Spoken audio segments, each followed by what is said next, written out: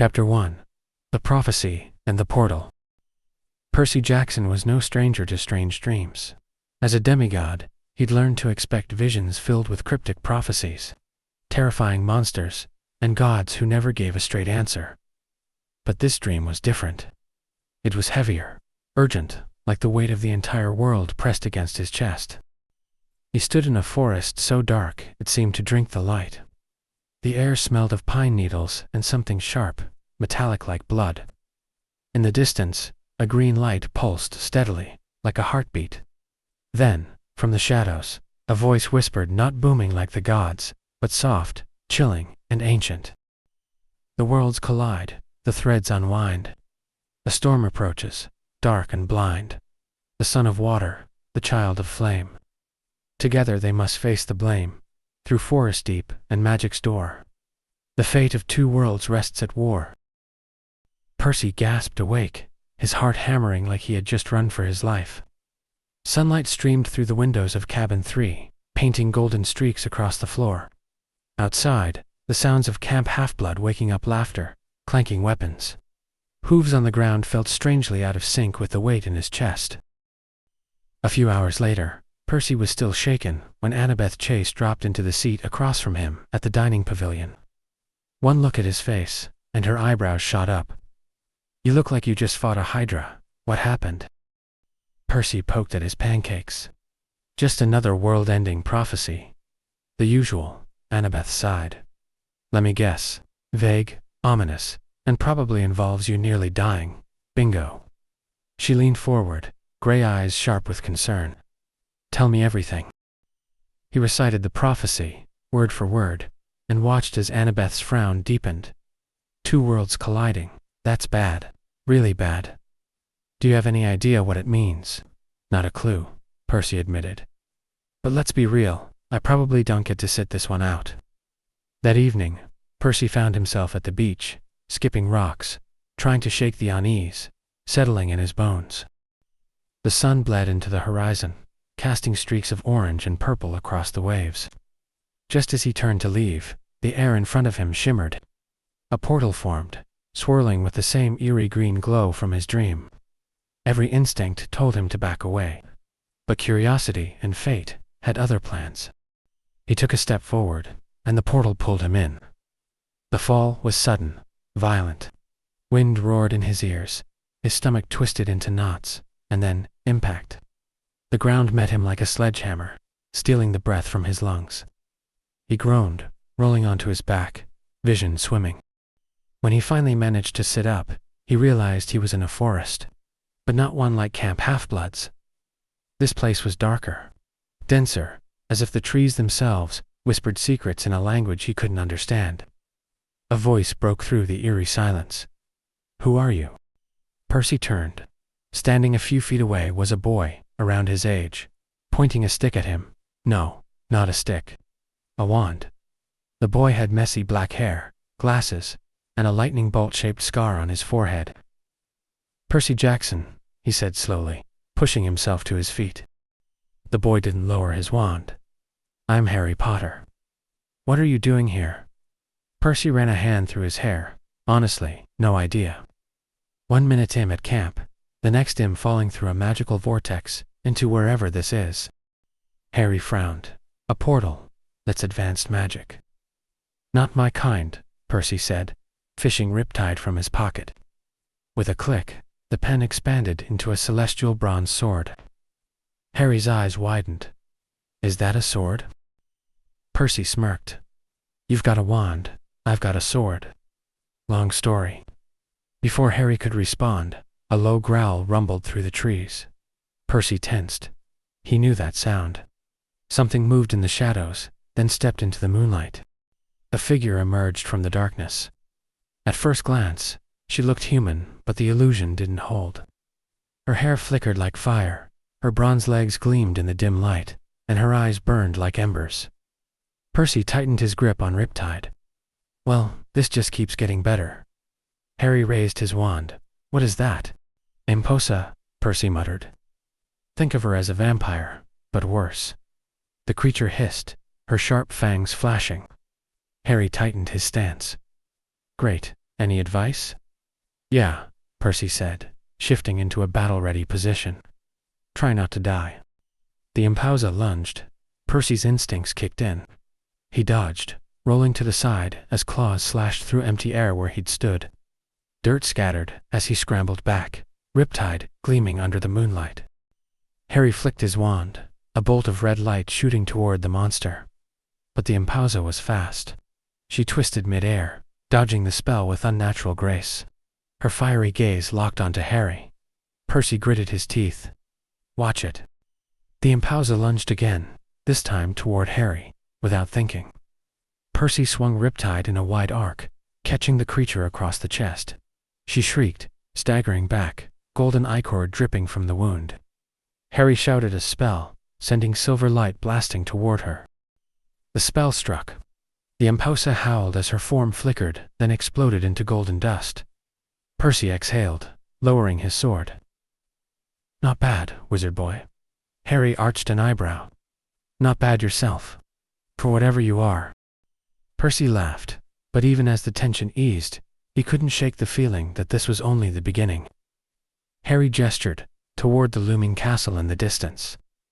Come on, we need to talk to Dumbledore. As they walked, neither noticed the shadow watching them from the trees. Chapter 2. The First Encounter. Percy Jackson and Harry Potter walked through the Forbidden Forest, the eerie silence broken only by the crunch of leaves under their feet.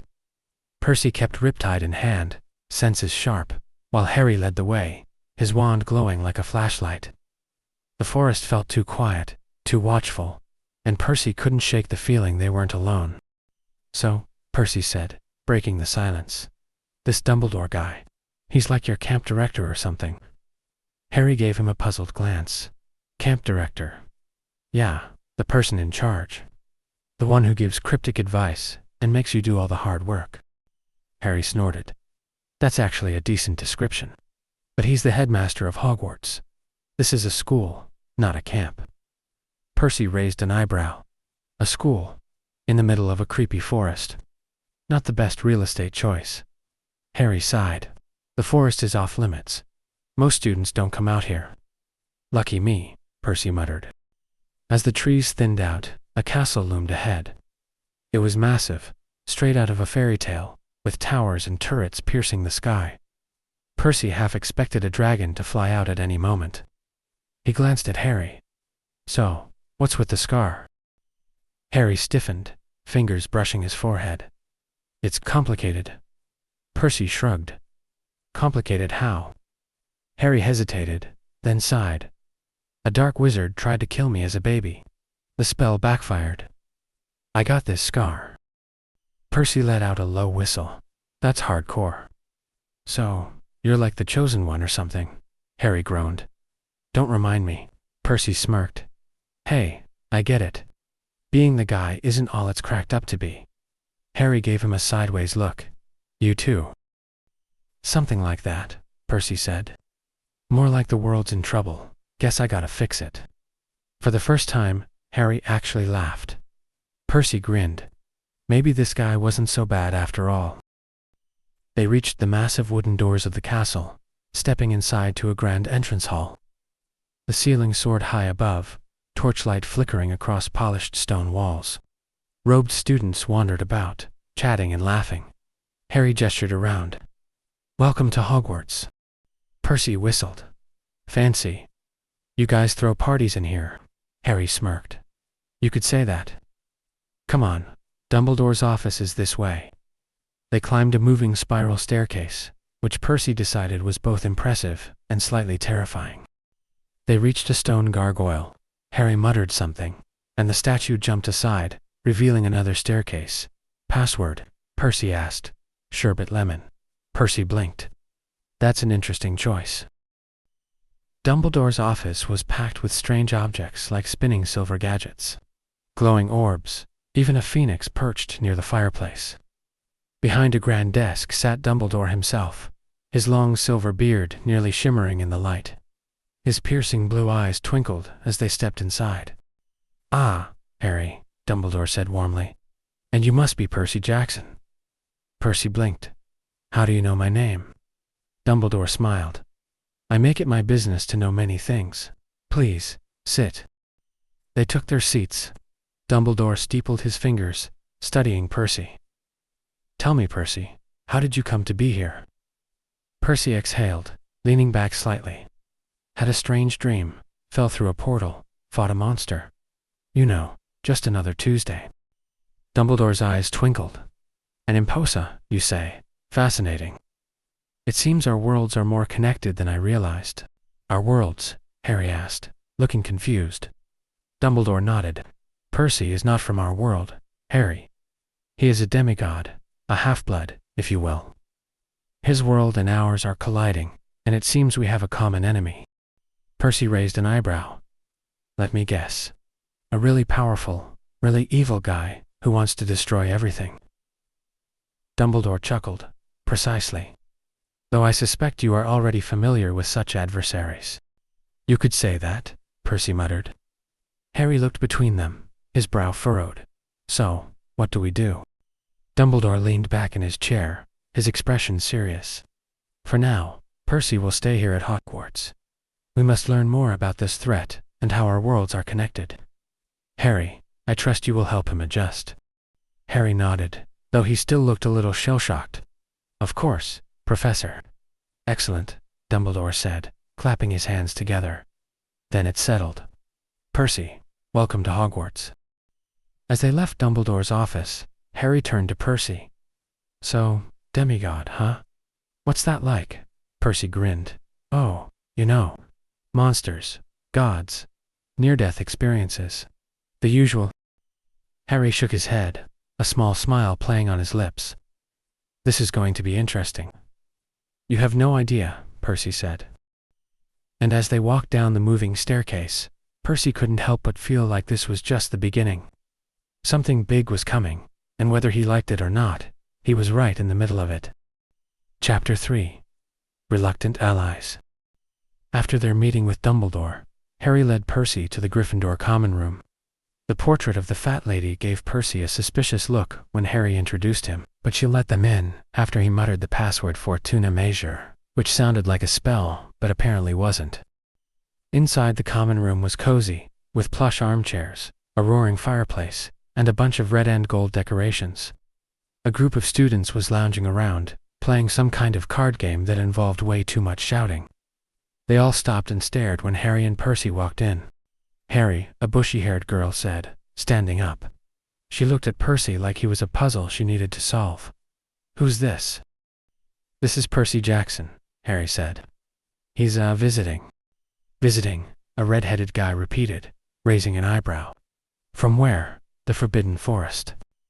Something like that, Percy said, giving him a lopsided grin. The girl named Hermione narrowed her eyes. You're not a student here. What house are you in? House? Percy asked, confused. She means which Hogwarts house you belong to, Harry explained. Gryffindor, Hufflepuff, Ravenclaw, or Slytherin. Oh, Percy said. Ah, I'm not in any of those. I'm from Camp Half-Blood. Hermione's eyes lit up. Camp Half-Blood. Is that a wizarding school in America? Not exactly, Percy said. It's more of a summer camp for demigods. Demigods? The red-headed Gyron asked, looking skeptical. You mean like half-gods?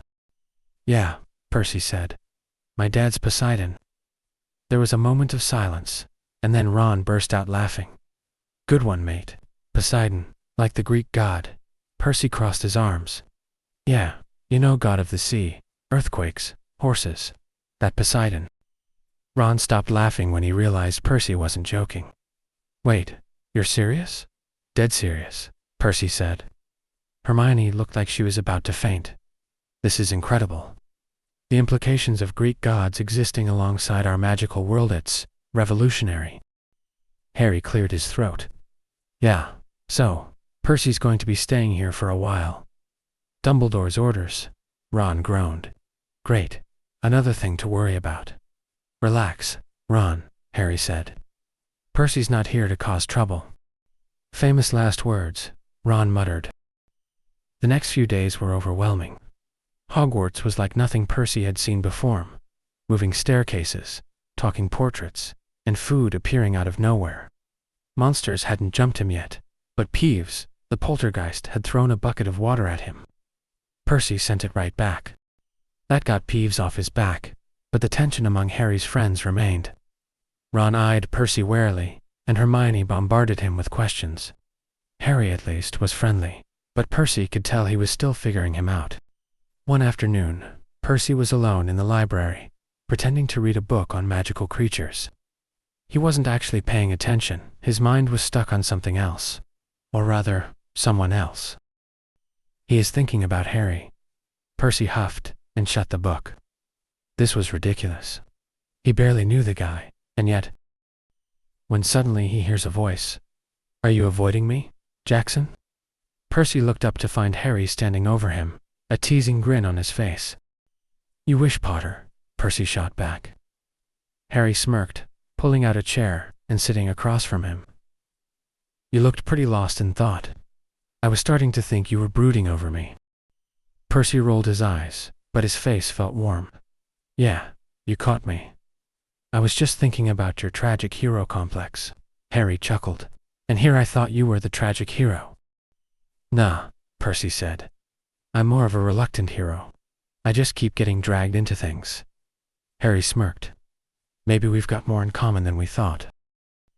Percy opened his mouth to respond, but Harry suddenly reached out, brushing something off Percy's shoulder.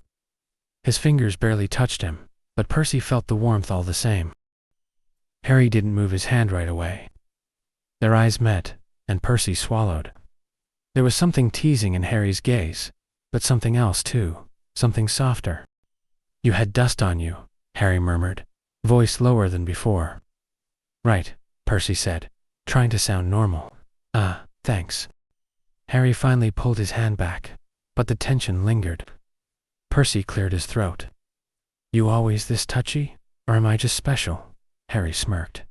"Wouldn't you like to know?" Before Percy could figure out a comeback, Harry stood up. "Come on, let's get out of here. I'll show you something cool." Percy exhaled and followed, his heartbeat annoyingly fast. As they left the library, Percy realized something. He might be in trouble. And not just because of the prophecy. Chapter 4. Fish Out of Water. After his time with Harry, Percy felt a little more at ease at Hogwarts. The castle was still weird, because off-moving staircases, talking paintings, but he was adjusting. Then Harry suggested something terrifying, attending classes to blend in. And Percy, not wanting to sit around all day, agreed. Big mistake. First up, potions. Harry had warned him about Snape, but Percy underestimated just how bad he was. The man had the warmth of a glacier and the charm of a hungry shark. The second he spotted Percy, he sneered. "And who, pray tell, is this?" "Percy Jackson," Harry said. "He's, visiting." Snape's dark eyes narrowed. "Visiting? From where, exactly?" "Camp Half-Blood," Percy said, trying to sound confident. I don't care," Snape interrupted. "Sit down and try not to blow anything up." Percy dropped into a seat beside Harry. "Told you," Harry whispered.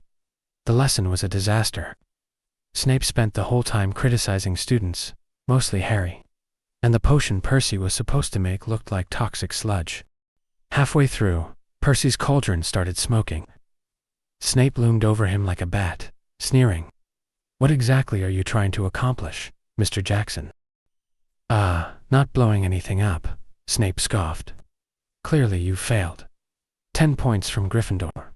"He's not even in Gryffindor," Harry protested. 20 points, Snape said smugly. Percy decided then and there. He hated potions. Next was defense against the dark arts. The teacher, Lupin, actually seemed decent. He greeted Percy warmly. "Harry's told me about you. Welcome." "Thanks," Percy said, already liking him better than Snape. The lesson was about boggart creatures that took the form of one's worst fear. Lupin demonstrated the ridiculous spell and had students take turns facing it.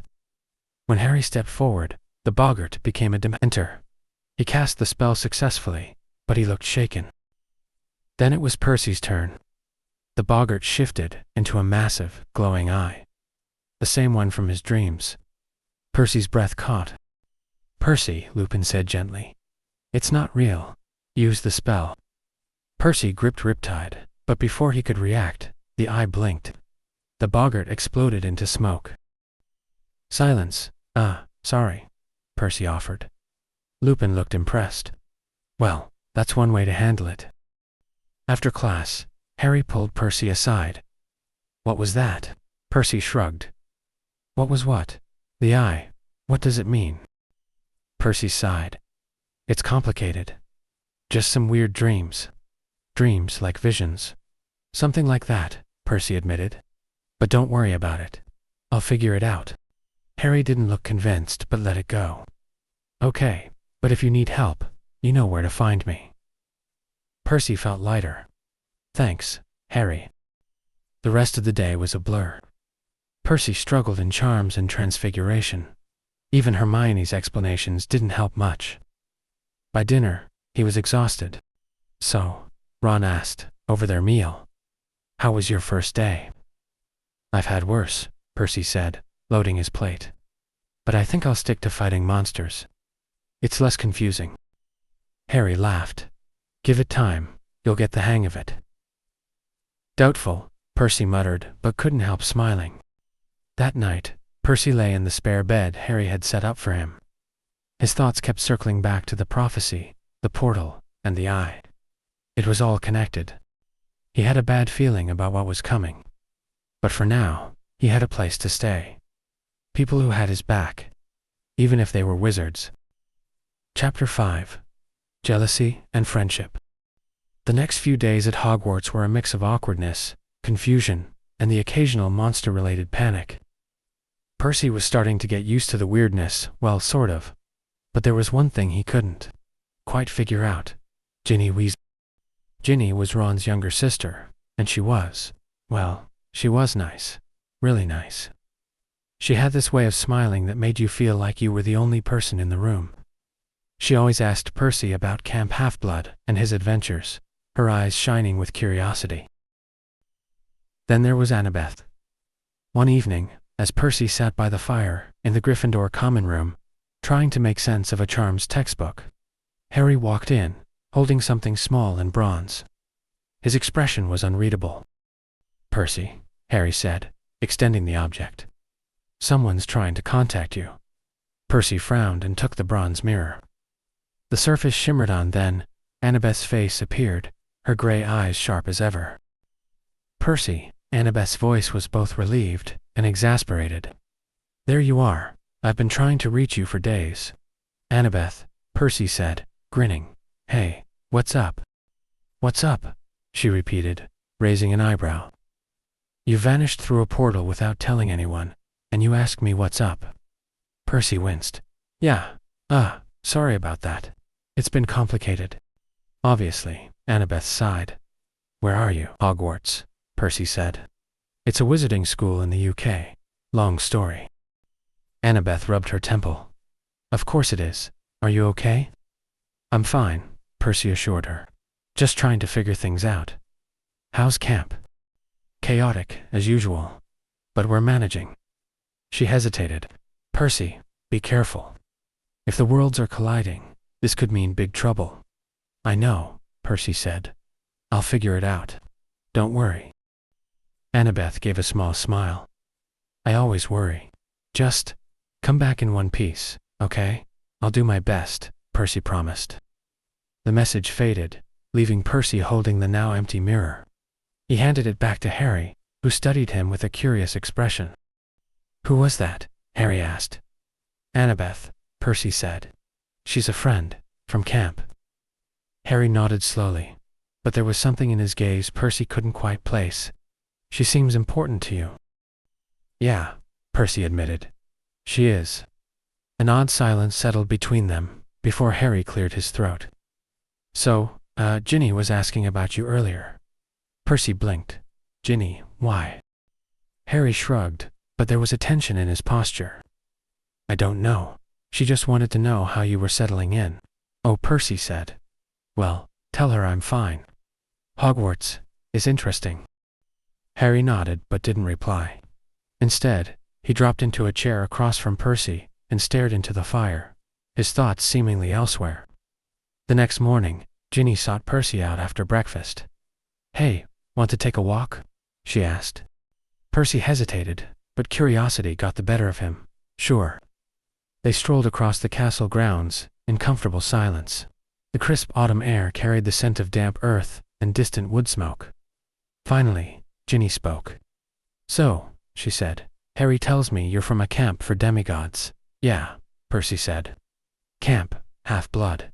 It's in New York." Ginny's eyes sparkled with intrigue. "That sounds amazing. What's it like?" "Different," Percy said. "Lots of training, lots of monsters. But it's home." Ginny smiled. "I'd love to see it someday." Percy smirked. "Maybe you will. If we can stop the world from ending first." Ginny laughed, but then she suddenly stopped walking, her expression turning serious. "Percy, can I ask you something?" Percy braced himself. "Sure." "Do you like Harry?" Percy blinked. "What?" Ginny looked a little embarrassed, but held his gaze. "You two seem really close. I don't know. I guess I'm curious." Percy studied her, choosing his words carefully. "Harry's a good guy. We've been through a lot in a short time, but it's not like that." Ginny nodded, though she didn't seem entirely convinced. "Okay, I care about him, you know. I don't want to see him get hurt." Percy's expression softened. "Neither do I, but trust me, Ginny, there's nothing to worry about." She smiled, but something in her eyes told Percy she wasn't entirely reassured. "Thanks, Percy. I appreciate it." That night, as Percy lay in bed, Ginny's question lingered in his mind. It was clear she had feelings for Harry and Harry, for her. But there was something else at play, something unspoken. And then there was Annabeth. Her message had left him unsettled, like he was missing something important. He didn't know what it was, but he had a feeling things were only going to get more complicated from here. Chapter 6. Mission to the Archives. The next morning, Percy woke to find Harry already dressed and pacing the room. He looked like he hadn't slept much, and there was a determined glint in his eyes that Percy recognized all too well. "Morning," Percy said, sitting up and rubbing the sleep from his eyes. "What's going on?" "Dumbledore wants to see us," Harry replied. "He thinks he's found something about the prophecy." That got Percy's attention. He was out of bed and dressed in record time, and the two of them were on their way to Dumbledore's office, before he even had a chance to grab breakfast. When they arrived, Dumbledore was sitting behind his desk, his fingers steepled and his expression serious. "Ah, good. You're here." "What's going on, Professor?" Harry asked. Dumbledore gestured for them to sit. "I've been doing some research, and I believe I've found a connection between the prophecy you mentioned, Percy, and an ancient artifact hidden in the Hogwarts archives." "An artifact?" Percy asked, leaning forward. "What kind of artifact?" "A relic known as the Ethereal Orb," Dumbledore said. "It's said to have the power to bridge worlds, or tear them apart." Percy exchanged a glance with Harry. "That sounds like exactly what we're dealing with." Dumbledore nodded. "Indeed. The problem is, the orb's location has been lost for centuries. The only clue we have is a reference in an old manuscript in the restricted section of the library." "The restricted section?" Harry asked. "Isn't that off limits?" "Normally, yes," Dumbledore said, his eyes twinkling. "But I believe this qualifies as an exception. You'll need to be careful, though. The restricted section is well restricted for a reason." "Got it," Percy said. "No touching anything cursed, no summoning demons, no problem." Dumbledore chuckled. "Precisely. I'll leave the details to you. Good luck." The library was quiet when they arrived, the early morning light filtering through the windows. Madame Pants, the librarian, gave them a suspicious look as they walked in, but she didn't say anything. Having Harry Potter with him certainly had its perks, Percy thought. "So," Percy said, as they made their way to the restricted section, "what exactly are we looking for?" "A manuscript called The Chronicles of the Ethereal," Harry said, pulling a piece of parchment out of his pocket. "Dumbledore gave me the title. It should be somewhere in here." The restricted section was exactly what one would expect from a place called the restricted section. The shelves were crammed with ancient, dusty books, some of which looked like they hadn't been touched in centuries. There were also a lot of strange objects like crystal balls, jars of unidentifiable substances, and the occasional skull. "This place gives me the creeps," Percy muttered, pulling a book off the shelf and flipping through it. "You get used to it," Harry said, scanning the titles on the spines. "Ah, here it is." He pulled a thick, leather-bound book off the shelf and set it on a nearby table. The cover was embossed with strange symbols, and the pages were yellowed with age. "This is it," Harry said, opening the book carefully. "The Chronicles of the Ethereal." As they flipped through the pages, the old text blurred for a moment. Percy blinked. The ink swirled, shifting like mist before his eyes. A deep voice whispered in the back of his mind, "Look deeper, son of Poseidon." Percy shivered. The voice was familiar. Morpheus. His influence had been subtle, but now it was unmistakable. "Here," Harry said after a few minutes, pointing to a passage. "It says the orb was hidden in a place where the veil between worlds is thinnest." "That's not exactly helpful," Percy said. "Where's the veil between worlds thinnest?" Harry frowned. "I'm not sure. But there's a map. Here, look." He pointed to a diagram on the next page. It showed a series of concentric circles with symbols at various points. One of the symbols was a glowing orb. As Percy stared at the map, the whispers returned. "You have seen this before." The symbols pulsed, shifting in his vision. A forest, a hidden path, shadows moving between trees. Then, the image faded. Percy inhaled sharply. "I think I know where it is." Harry looked at him, surprised. "You do?" Percy nodded slowly. "The Forbidden Forest." Harry's eyes widened. "You saw something, didn't you?" Percy hesitated, then nodded. "Yeah, let's just say I have a feeling." "Of course it's the Forbidden Forest," Harry muttered. "Why wouldn't it be?" Percy smirked.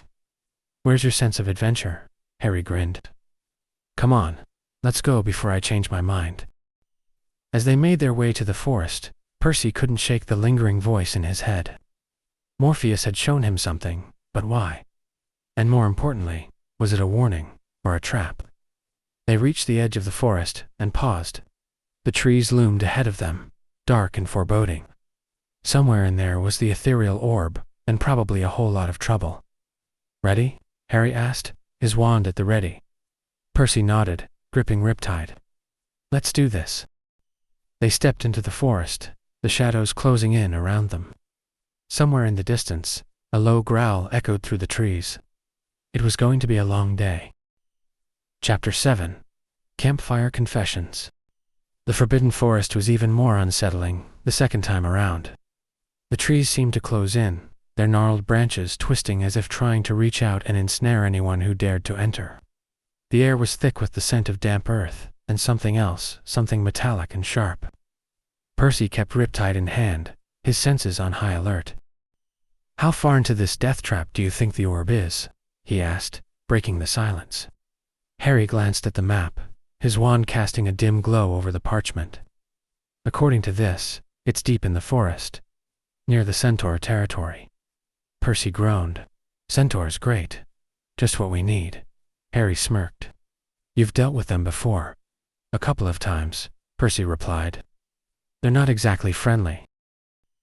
They continued in silence, the only sounds being the crunch of leaves beneath their feet and the occasional rustle of something moving in the shadows. Percy kept expecting a monster to lunge at them, but so far, the forest remained eerily quiet. Too quiet. A strange feeling tugged at the back of Percy's mind, like a whisper he couldn't quite catch. Something was off. After what felt like hours, Harry stopped and held up a hand. "Wait, do you hear that?" At first, Percy heard nothing, but then he caught it, a faint crackling sound, like a fire. They followed the noise, and soon enough, the warm glow of a campfire flickered through the trees. "Centaurs," Percy whispered. Harry shook his head. "I don't think so. Let's check it out." Moving cautiously, they crept closer, staying low. When they reached the edge of the clearing, they spotted a small campsite. A fire burned in the center, illuminating a couple of bedrolls. A lone figure sat by the fire, poking at the flames with a stick. "Who is that?" Percy whispered. Harry squinted. "I don't know. But they're not a centaur." They stepped into the clearing, and the figure looked up. It was a girl, possibly a few years younger than them, with dark hair and sharp features. She appeared surprised, but not afraid.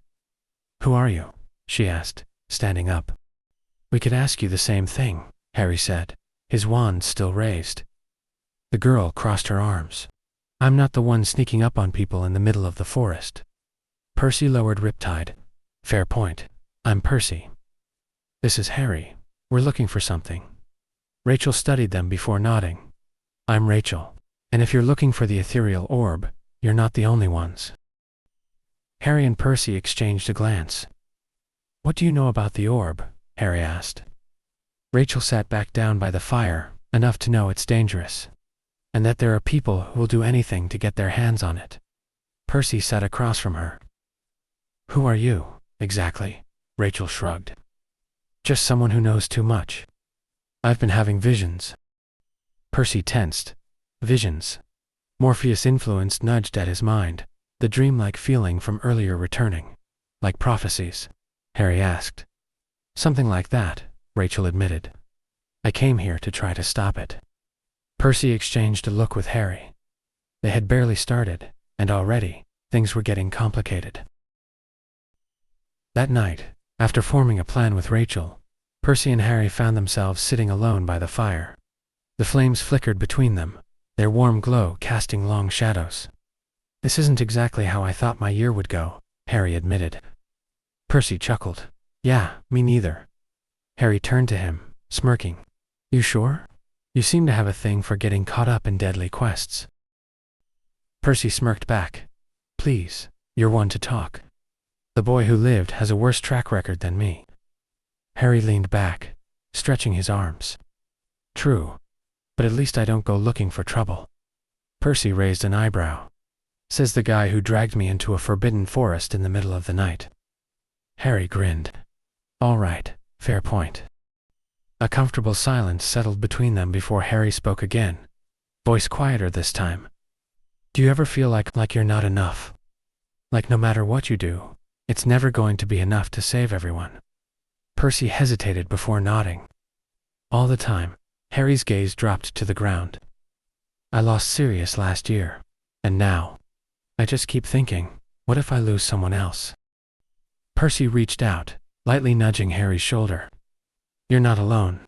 I know it doesn't make it easier, but you've got people who care about you, and me." Harry looked at him, eyes reflecting the firelight. "Thanks, Percy. That means a lot." For a moment, Percy was hyper-aware of how close they were, the warmth of the fire mixing with the heat rising to his cheeks. Harry didn't move away. Instead, he tilted his head slightly, a teasing smile on his lips. "You're getting sentimental on me, Jackson." Percy scoffed, nudging him again, this time a little harder. "Shut up, Potter." Harry laughed softly, and the sound sent an unexpected shiver down Percy's spine. They sat there for a while longer, the silence between them charged with something unspoken. It wasn't just about the prophecy or the mission anymore, something had shifted. But neither of them was ready to say it, not yet. The fire crackled, and the night stretched on. Chapter 8. Battle in the Forest. The next morning, the forest was deceptively peaceful. Birds chirped in the trees, and a gentle breeze rustled the leaves overhead. But the tranquility was shattered when Rachel shook Harry and Percy awake, her face pale and her eyes wide with urgency. "We need to go," she said, her voice urgent. "Now." Percy sat up groggily, rubbing the sleep from his eyes. "What's wrong?" "I had another vision," Rachel replied. "They're coming, and they're close." Harry was already on his feet, wand in hand. "Who's coming?" "The ones looking for the orb," Rachel answered. "We don't have time to explain. We need to move." Without hesitation, they packed up the campsite. Rachel led the way through the dense trees, her steps quick and sure. Percy and Harry followed closely, their weapons ready. How far is the orb? Percy asked in a hushed tone. Not far, Rachel said. But we're not the only ones after it. As if in response to her words, a low growl echoed through the trees. The three of them froze, scanning the darkness between the trees. Then, without warning, a pack of imposi emerged from the shadows, their fiery hair and bronze legs gleaming in the dim morning light. Great, Percy muttered. Just what we needed. Harry raised his wand. Get ready. The imposi attacked, and the battle began. Harry unleashed spells with sharp precision, while Percy wielded Riptide, his sword slicing through the air in fluid, deadly arcs. Rachel remained at a distance, her eyes darting around, searching for something. Percy, behind you, Harry shouted. Percy spun just in time to block an MPO's claws with Riptide. The impact sent him staggering, but he recovered quickly and drove his blade through the creature. It disintegrated into golden dust. Thanks, Percy said breathlessly, glancing at Harry. Harry nodded, his expression grim. We need to finish this, fast. They fought side by side, their movements synchronized despite the chaos. The imposi were relentless, but they held their ground until one of them turned its attention to Rachel. Rachel, look out. Percy shouted, but he was too late. The imposer lunged at her, claws extended. Percy reacted instinctively, shoving Rachel aside and taking the attack himself. The creature's claws tore into his side, and pain flared through his body. Percy, Harry's voice, was sharp with alarm. Gritting his teeth, Percy swung Riptide, slashing through the imposa before it could strike again. It dissolved into dust, but the damage was done. He could feel warm blood soaking through his shirt. I'm fine, he said, though he wasn't sure he believed it. We need to keep moving. Harry hesitated, concern flashing in his eyes, but he nodded. Let's go. Rachel helped Percy to his feet, gripping his arm tightly. The orb is close, just a little farther. Pushing through the trees, they reached a clearing. At its center stood a stone pedestal, and atop it rested the ethereal orb. It was smaller than expected, no larger than a baseball, but it pulsed with an eerie, otherworldly glow. There it is, Rachel murmured. Harry and Percy exchanged a glance. Now what? Percy asked. Before Rachel could answer, a voice echoed through the clearing. Now you die. From the shadows, a tall, pale man emerged, his cold, calculating eyes gleaming with malice. More imposi flanked him, their predatory gazes fixed on the trio. In his hand, he held a wand, his grip casual but poised. Harry's expression darkened. Electo Caro, Caro sneered. Potter, I should have known you'd interfere. Percy tightened his grip on Riptide. What do you want with the orb? Caro chuckled, his smile widening. Power, of course. With the orb, I can tear apart the veil between worlds and take what is rightfully mine. Harry raised his wand, over my dead body. Caro laughed. That can be arranged. At his signal, the imposi attacked. The battle erupted again, more ferocious than before. Percy and Harry fought with everything they had, but they were outnumbered. Rachel stayed near the pedestal, her gaze locked on the orb. We need to destroy it, she called. It's the only way to stop him. How? Percy demanded, parrying an attack.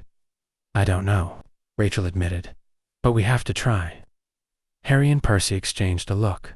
Cover me, Harry said. Percy nodded, and together they pushed toward the pedestal. Harry reached for the orb. The moment his fingers brushed it, a powerful shockwave blasted through the clearing, sending them all flying. Caro laughed, his eyes glinting with triumph. Fools, the orb's power is beyond your comprehension. Struggling to his feet, Percy clutched his wounded side. Harry, are you okay? Harry, though shaken, nodded. We need a new plan. Rachel steadied herself, determination burning in her gaze. There's another way.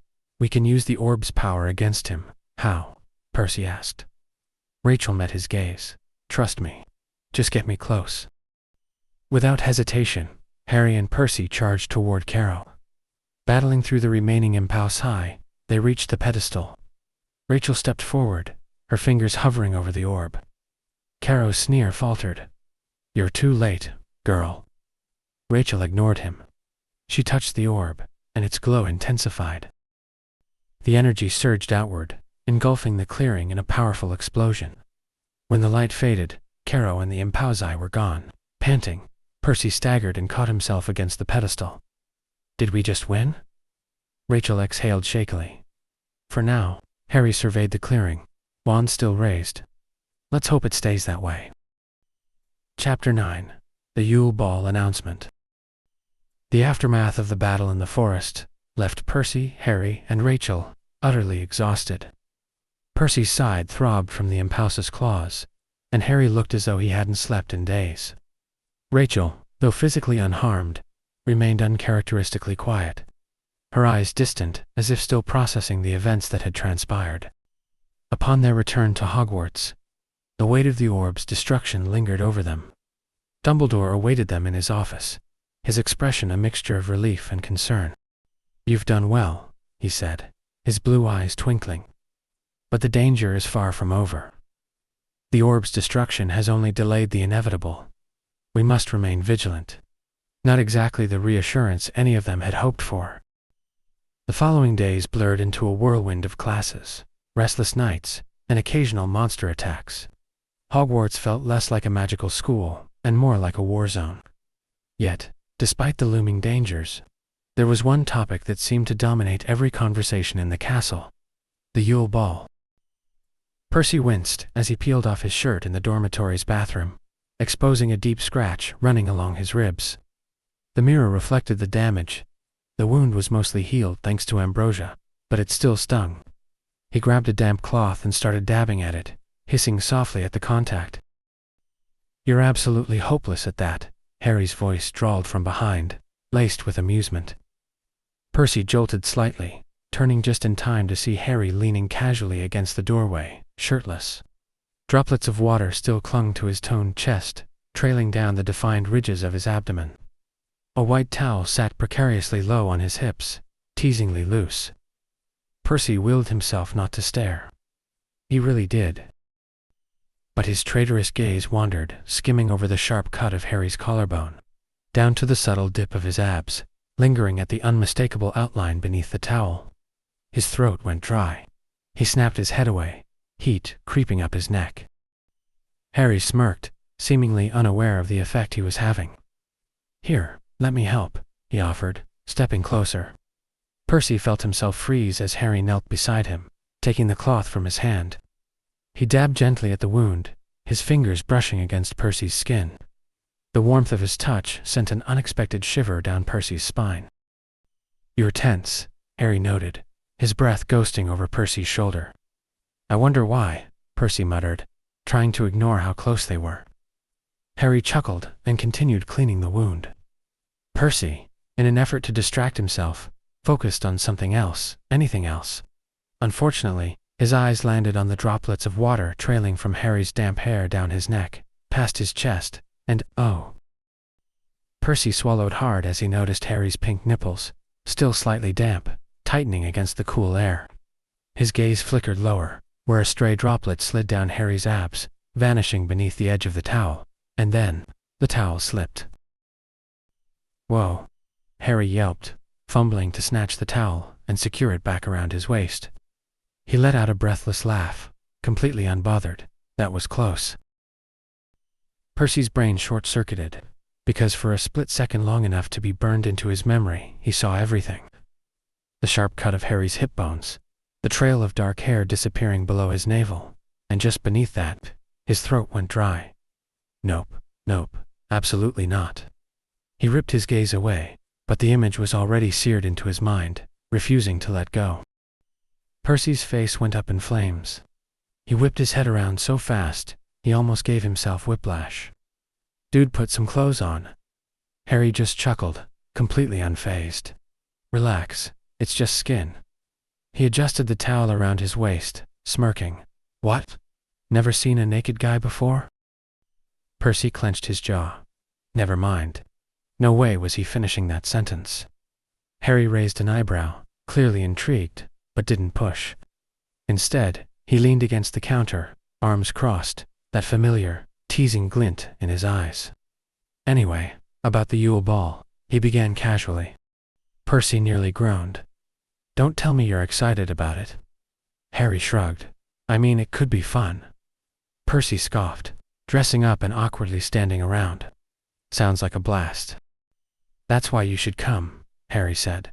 You know, blend in. Besides, it might be nice to take a break from all the prophecy stuff. Percy hesitated. He wasn't exactly thrilled about the idea, but then he made the mistake of looking at Harry again, at the way his damp hair clung to his forehead, at the way his collarbone shifted when he moved, at the faint dusting of hair peeking from his armpits. Something warm coiled in Percy's stomach, something he immediately tried to push down. He was not thinking about Harry like that. No way. Fine, Percy sighed, running a hand through his hair. I'll go, Harry grinned, tossing Percy's shirt at him. Good. Now stop staring and get dressed. I wasn't staring, Percy muttered, but his voice lacked conviction. As Harry walked out of the bathroom, Percy let out a breath he hadn't realized he was holding. Maybe going to the Yule ball wouldn't be so bad after all. A night without monsters, without prophecy-fueled nightmares, it sounded almost normal. But as Percy pulled his shirt over his head, the fabric brushing against the still healing cuts on his torso, another thought settled deep in his mind, unwelcome and persistent. The image of Harry towel slipping, skin still damp, green eyes flickering with amusement, kept replaying in his head, no matter how hard he tried to shake it off. His brain, traitorous as it was, supplied every tiny detail. The way Harry's lean muscles flexed when he moved. The mess of black hair clinging to his forehead, still wet from the bath. Percy swallowed hard, the glimpse of dark curls just before the towel had fallen. Percy ran a hand over his face and let out a sharp breath.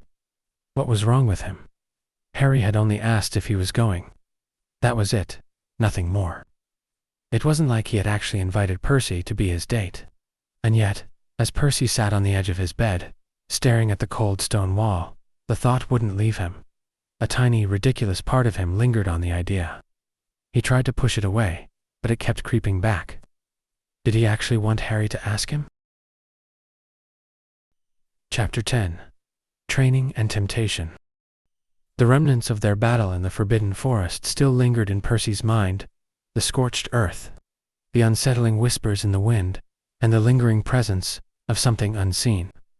The shattered ethereal orb's destruction weighed on them, its consequences still unraveling. Percy and Harry had reported everything to Dumbledore, yet answers remained elusive. The prophecy loomed over them, an unspoken threat neither could ignore. Percy took a deep breath as he stepped into the training grounds, rolling his shoulders to loosen the tension coiled within them. He hadn't slept well. His dreams were a mess of half-formed whispers and shadows shifting just out of sight. But he couldn't dwell on that now. Today was about sharpening their skills, about making sure neither of them would fall when the real danger came. Harry stood across from him, his wand already in hand, a determined gleam in his emerald eyes. No holding back, right? He asked, lips curving into a teasing smirk. Percy twirled Riptide in his grip, the celestial bronze catching the morning light. Wouldn't dream of it. They started slow, feeling each other out. Harry flicked his wand, sending a harmless jinx Percy's way, which he dodged easily. Percy lunged, blade aimed at Harry's side, only for Harry to vanish and reappear behind him in a swirl of magic. Percy barely had time to spin around before a silent Expelliarmus yanked his sword from his grip, sending it skidding across the ground. Harry grinned. Too slow. Percy lunged without thinking, grabbing Harry's wrist before he could cast again. Their faces were inches apart, Harry's breath warm against his skin. For a heartbeat, neither of them moved. Then, Percy swept Harry's legs out from under him. Harry hit the ground with a startled grunt, his wand slipping from his fingers. Percy smirked. Too cocky. Harry huffed a laugh, propping himself up on his elbows. You fight dirty. Whatever works. They continued sparring, trading blows and spells, their movements growing more fluid, more instinctual. Percy could feel the adrenaline thrumming in his veins, his focus sharpening until it happened. Harry spun to dodge a strike, and with a sharp rip, the fabric of his shirt tore, exposing a sliver of his toned chest. Percy's breath hitched. His gaze dropped involuntarily to the sight of Harry's flushed skin, the faint sheen of sweat catching the light. And God's help him, those pink, dusky nipples. For a split second, Percy forgot how to move. His grip on Riptide slackened, his entire focus locked onto the bare expanse of Harry's chest. His throat went dry. Harry, oblivious to Percy's internal crisis, raised an eyebrow. "You good?" Percy snapped his gaze back up, but it was too late. The moment of distraction cost him. Harry flicked his wand, sending Percy sprawling backward with a well-timed spiffy. Percy hit the ground with a grunt, the impact jolting him back to reality.